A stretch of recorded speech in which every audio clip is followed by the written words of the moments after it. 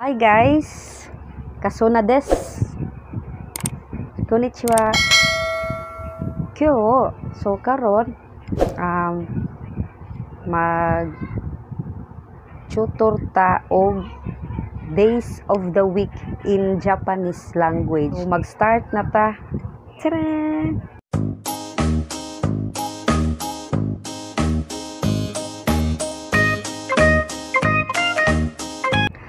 So, mag-start ta sa Lunes.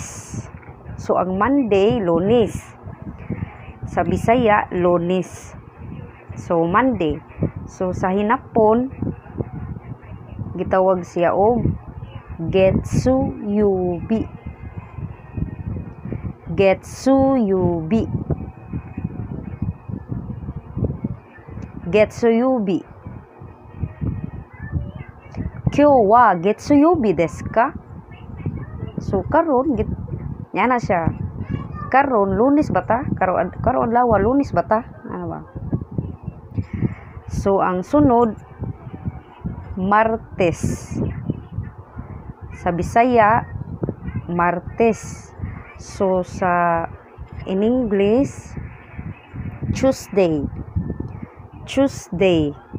So, ang hinapon anang Martes, Tuesday is Kayobi. Kayobi. So, Kayobi, mo na siyang Martes, Tuesday. So, mo proceed ta sa Merkulis. So, ang Merkulis, Wednesday sa English. So, ang Wednesday sa Hinapon is Soyobi. Soyobi. So, ang Merkulis, Soyobi. Kung kanang Yobi, mao man na siya days sa ang Hinapon, mao na siya adlaw sa Hinapon. So mo proceed ta sa Huwebes. Huwebes. Sa Bisaya, Huwebes. So, sa English, kay Thursday. So, ang Huwebes, Thursday. So, sa Hinapon, Mokoyobi. Mokoyobi. O mauna siya hinapon sa Huwebes. So ang sunod Biyernes, Friday. So ang kanang Friday, Biyernes sa Bisaya, Biyernes. So sa hinapon ana Kinyobi. Kenyobi. So ang Saturday sa Bisaya, Sabado. So, ang Sabado sa Hinapon, Doyobi. Doyobi. Saturday is Doyobi in Japanese. So, ang Sunday, Nichiyobi. So, ang Bisaya sa Sunday is Domingo. So, ang Domingo is Sunday. So, sa Hinapon is Nichiyobi. Nichiyobi. So, mag-topic ta about sa, for example, ugma. Ingon. Ugma. Unsay hinapon sa ugma? So, ang hinapon sa ugma is Ashta. Ashta. Ashta. So, mo na hinapon sa tomorrow, no? Ang Ashta. So, ang gahapon, ang yesterday. So, ang gahapon, unsa hinapon sa gahapon is Kino. Kino.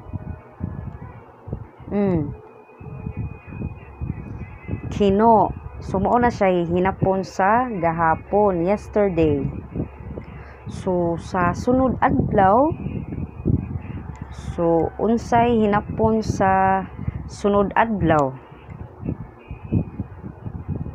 Ang hinapon sa sunod adlaw is asate.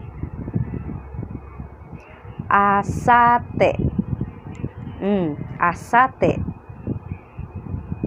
So ang sunod, ang unsay hinapon sa niaging adlaw.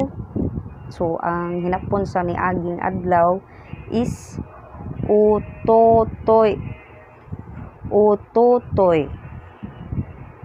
Utotoy. So nakuha to ninyo ang days of the week in Japanese. So mag-start ta sa mubalik ta sa Lunes. So unsay hinapon sa Lunes, sa Monday? Kalimot na. So ang hinapon sa Lunes is Getsuyobi. Getsuyobi.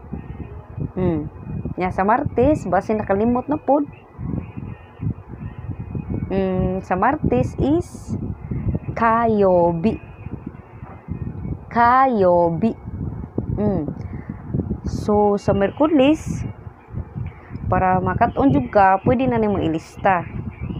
So sa Miyerkules is Soyobi. Soyobi. So sa Huwebes, Mokuyobi. Mokuyobi. So sa Friday, unsa may Friday, unsa may hinapon sa Friday? Limot na, limot. Ang Friday, ang hinapon sa Friday is Kinyobi. Kinyobi.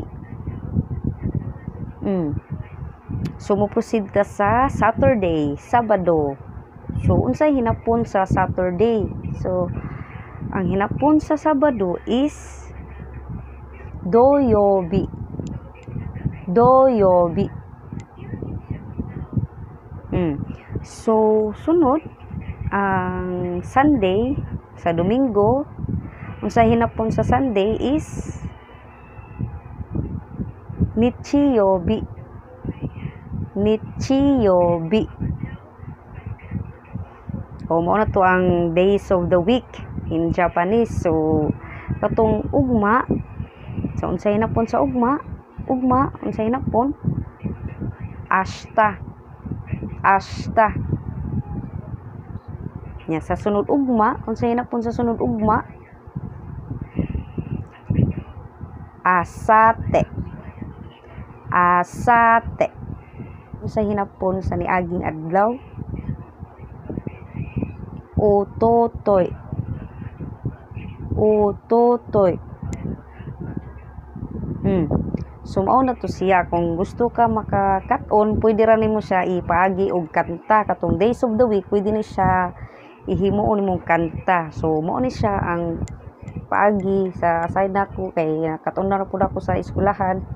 Nami classmate sa una ba nga gikanta bitaw niya para daw dili daw malimot. Dili daw siya kalimot sa hinapon sa days of the week. So ang kanta niya kay Gitsuka Soy Moko Kendo. So makahinumdum jud ka, yubi na lay kuwang. Gitsuka Soy Moko Kendo. Ya last Nichiyobi. So Getsu Yobi, Ka Yobi, So Yobi, Moko Yobi, Ken Yobi, Do Yobi. So kantaw na to. Gitsuka Soy Moko Kendo. So mo na siya, pilan ra na nimo og yobi sa last para dili jud ka kakalimot ba. Kay mas nindot man pud nga naatay lain nga language nga mahibaw-an aside sa Filipino, English o sa tuang Bisaya. So mauro to siya guys sa days of the week. So unta nakat-on mo ug sa sunod pa na nako nga mga ma-upload, so para ma-update mo, pwede ra mo subscribe sa akong channel. Ja, mata ne, sayonara!